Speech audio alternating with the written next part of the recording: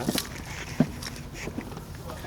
이 새 번역을 보면은 무두장이라고 돼 있어요. 무두장이. 이 가죽을 태닝한다고 그래요. 가죽을 다루는 사람인데 무두장이라고 그게 번역을 했어요. 근데 이곳에 있던 고넬료라는 사람은 백부장이죠. 백부장은 이제 군인이 100명이다 생각을 하는데 사실은 한 500명 정도 돼요. 100명이 거느렸던 백부장이라 한다면 백부장이라 100명인데 실제 정규 군인이 100명이고 그 외에 그를 서브하고 봉사하고 하는 이런 노예들까지 다 하면은 한 500명 정도 되고요. 그의 가족 경우도 그 당시에는 백부장이면 권력이 센 권력이잖아요. 식구들이 다 따라다니는 거죠. 그래서 약 한 50명이 넘어요. 그 백부장이 거느리는 자기 가족만 해도. 근데 그 50명의 자기 종의 이런 사람들이 이제 이곳에 있는데 이 사람이 뭐라고 합니까? 고넬료가 주목하여 보고 두려워 이르되 주여 무슨 일이니까? 천사가 이르되 내 기도와 구제가 하나님 앞에 상달되어 기억하신 바 되었으니 이렇게 말합니다. 그리고 7절에 보면 경건한 사람 하나를 불러.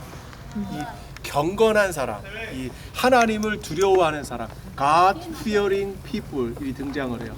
하나님을 두려워하는 사람. 이 하나님을 두려워하는 사람은 유대인이 아니라 이방인들을 말하는 거예요.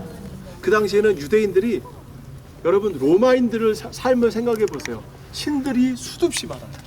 바다에 가면 바다의 신 포세이돈이 있어. 하늘은 무슨 신이에요? 하늘 신이 또 이렇게 태양을 들고 간다 그러죠. 지옥에 가면 지옥 신이 있어.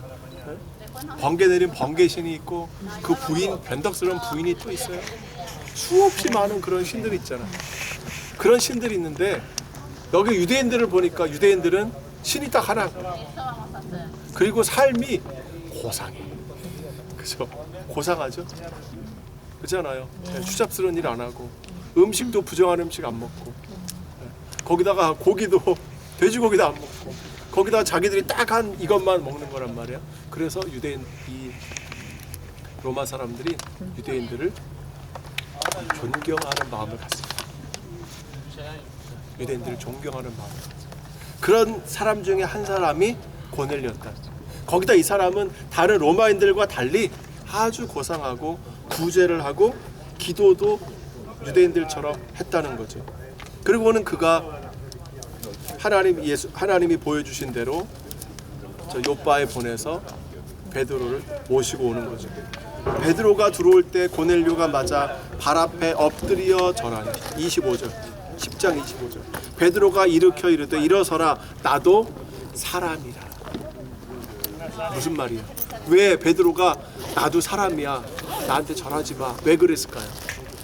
그 이유는 고넬료가 절한 건 신께 경배한 거예요. 왜? 하나님이 보낸 사람이니까 신인 것처럼 영접을 한 거죠. 그러니까 베드로가 아니야 나 사람이야 이렇게 얘기를 한 거예요. 더불어 말하며 들어가 여러 사람이 모인 것을 보고 이르되 유대인으로서 이방인과 교제하며 가까이 하는 것이 위법인 줄은 너희도 알거니. 유대인은 이방인 집에 들어가면 안 돼요. 이게 불법이에요. 왜? 부정한 집에 들어가니까 내가 부정해지는 거예요. 지금도 유대인들 집에는 신약 성경을 두면 안 돼요. 왜? 신약 성경은 부정한 책이에요. 왜 부정해? 랍비가 부정하다고 해버렸어. 그러니까 부정한 거예요. 저희 교수님은 랍비예요. 검은색 키파를 썼어요. 저희 집에 모시라고 해도 안 와요. 저희 집에 안 가요. 근데 히브리대 저를 가르쳤던 한 선생님 중에 한 분은 키파를 안 써요. 이분은 세속 유대인인 거예요. 근데 성경을 연구하는 성경 박사예요. 지금 하이파 대학의 교수님인데 이분은 가족을 초대했더니 저희 집에 왔어요. 와서 저희가 만든 요리를 다 먹었어요. 먹고 맛있고 그리고는 히브리어를 축복해주고 갔어요. 그러니까 정교적인 이 유대교의 이 틀에 사로잡혀 있는 사람들은 남의 집에 들어가도 안 되는, 이방인 집에 들어가도 안 되는, 이방인과 교제하는 게 불법이라잖아요. 근데 베드로가 온 거예요. 네. 그리고는 하나님이 이런 걸 주셨다. 그리고는 하나님이 나사렛 예수에게 성령과 능력을 기름 붓듯 하셨음에 이런 복음을 증거하고 그로 인하여 죄 사함을 받는다. 베드로가 이 말을 할 때에 성령이 말씀 듣는 모든 사람에게 내려오시니 바로 여기는 아니겠죠. 좀 가면 이제 마을들이 있으니까 바로 거기겠죠. 베드로와 함께 온 할례 받은 신자들이 이거 누구예요? 유대인. 할례 받은 신자 유대인이죠. 그러니까 할례 받은 사람 중에 이미 예수 당 나사렛 땅에 온 사람들이 있는 거죠. 이 사람들이에게도 성령 부어 주심으로 말미암아, 이방인에게도 성령 부어 주심으로 말미암아 놀라니. 왜 놀랐을까요? 원래 성령은 누구에게 줍니까? 유대인. 여러분 요엘서에 나오죠. 너희가 마지막 때가 되면 아버지가 성령 받고 아들이 성령 받고 꿈을 꾸고 이 비전 나오죠. 이게 누구에게 주는 겁니까? 누구에게 줘요? 유대인에게 주는 거예요. 요엘서의 예언은 유대인에게 주는 거예요. 이방인이 등장하지 않아요. 요엘서는. 요엘이 누군데? 유대인 선지자인데. 유대인 선지자가 왜 이방인에게 성령 주는 걸 말합니까? 얘기를 안 해요. 요엘은. 그것이 1차적으로 완성된 것이 마가다락방의 성령이 강림하여. 거기 120문도는 다 유대인이죠. 이방인 없었어요. 다 유대인. 그러니까 유대인에게 1차적으로 완성이 됐고, 그리고 2차적으로 완성이 되는 것이 이방인에게 완성이 되는 겁니다. 이것은 아모스서 9장의 예언을 성취하기 위함이에요. 여러분 엔타임에 이 구절을 많이 이용하거든요. 그날에 내가 다윗의 무너진 장막을 일으키고 그것들의 틈을 막으며 그 허물은 거지를 일으켜서 옛적과 같이 세우고 그들이 에돔의 남은 자와 내 이름으로 일컫는 만국을 기업으로 얻게 하리라. 이 일을 행하시는 여호와의 말씀이니라. 여기서 다윗의 무너진 장막이 수캇 다비드예요. 수캇 다비드를 세우자 해가지고 막 이스라엘에 달려오잖아요. 근데 이 수캇 다비드가 뭔지를 몰라요. 사실은 학자들도 이 수캇 다비드가 뭔지 몰라. 왜? 다윗의 집을 수카라고 불러본 적이 없어요. 수카는 초막이거든. 수콧, 초막 질 때 짓는 간이 집이 수콧이거든. 다윗은 집이라고 하지, 마이트라는 집이라고 하지, 이 간이 장막이라고 얘기를 하질 않아요. 근데 여기 유일하게 한번 딱 나오는 거야. 근데 이게 어떻게 나옵니까? 마지막 때 나온다는 거예요. 여기서는 어떻게 합니까? 에돔의 남은 자와 에돔 족속을 다 족보하고 내 이름으로 일컫는 만국을 기업으로 얻게 하리라. 기업으로 얻는다는 말은 정복한다는 말이에요. 그러니까 다윗 때처럼 모든 근동의 모든 나라들을 다 정복할 것이다 라고 하는 예언이에요. 그런데 이 예언이 사도행전 15장에 가면 이 예언을 야고보가 활용합니다. 사도행전 15장 16절. 이후에 내가 돌아와서 다윗의 무너진 장막을 다시 지으며 또 그 허물어진 것을 다시 지어 일으키리니 이는 그 남은 사람들과, 번역이 좀 달라져요. 그 남은 사람들과 내 이름으로 일컬음을 받는 모든 이방인들로 주를 찾게 하려 함이라. 그러니까 다윗의 무너진 장막이 다시 일으켜 세워지면 나를 찾는 이방인들이 나를 찾게 될 것이다. 이렇게 됩니다.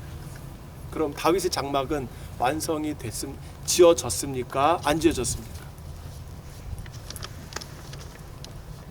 어려우세요? 다시 할게요. 자, 이후에 내가 돌아와서 다윗의 무너진 장막을 다시 지으며 또 그 허물어진 것을 다시 지어 일으키리니 장막을 다시 짓는다는 거예요. 왜? 그 남은 사람들과 내 이름으로 일컬음 받는 모든 이방인들로 주를 찾게 하려 함이니라. 그러면 다윗의 장막이 지어지면 이방인들이 주를 찾는다는 거예요. 그럼 지금 지어진 거. 이방인들이 주를 찾잖아. 네. 그럼 다윗의 장막은 지어진 거죠.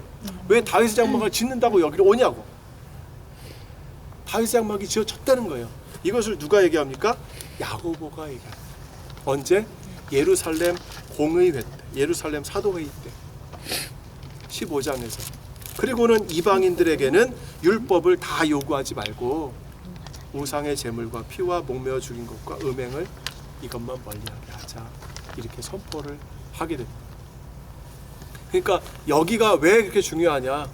여기는 성령의 강림하심으로 말미암아 이방인들이 지금까지는 세례 요한의 세례만 알았던 그들이 이제는 성령 세례를 받고 예수가 메시아고 하나님의 아들이라는 것을 비로소 분명히 알게 된 그 시작점이 바로 여기라는 거예요. 그 성령이 최초로 이방인에게 임한 그곳이 바로 여기라는 거예요.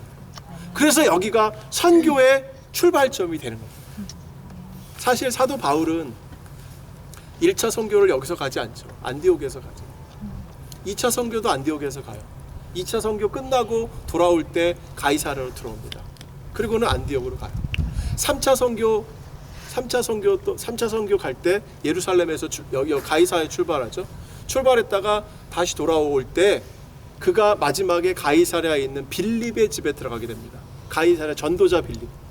전도자 빌립은 사도행전 8장에서부터 계속 여기 살고 있었던 거예요. 여기서 복음을 전하고 있었던 사람이에요. 전도자 빌립이. 그리고는 바울이 돌아와서 전도자 빌립의 집에 들어갔다가 여기서 예루살렘으로 가서 나는 가이사 황제에게 재판을 받아야 되겠다. 그 가이사 황제는 누굽니까? 옥타비아누스죠. 옥타비아누스. 물론 더 뒤로 가면 아마 칼리쿨라일 수도 있고 그래요. 네.